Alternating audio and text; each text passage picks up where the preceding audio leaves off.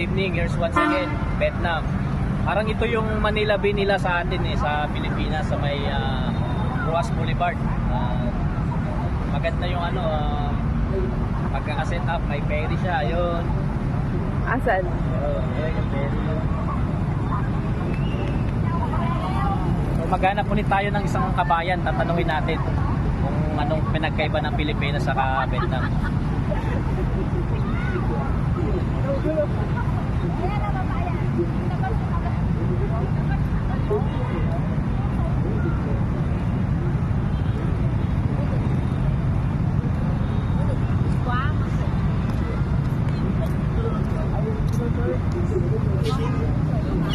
Where are you from?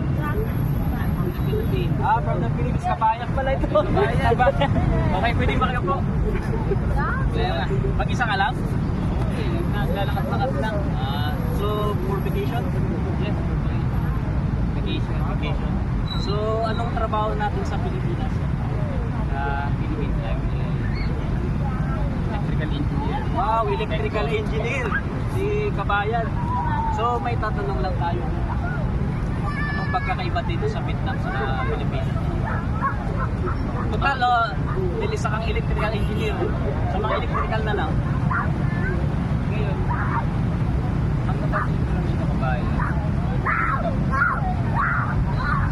wala akong makikita ng mga overhead line or post na nakataas mo sa mga lugar.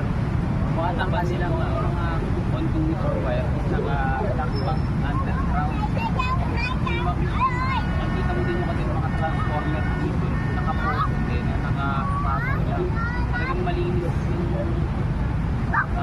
electrical version na electrical connection. Kaya ganda mag-picture, ganda mag-pansin ko nga rin. So, ikaw si Engineer Andre Bato. So yun nga nakita natin dito, talagang napakaganda na, napakalinis. Walang yung mga kable-kable, octopus wiring. Nasa underground yung mga wiring nila. Kaya safety, tapos yung hindi mabilis magkaroon ng short circuit. Yun si Kabayan, electrical engineer ng Pilipinas. Thank you, Kabayan.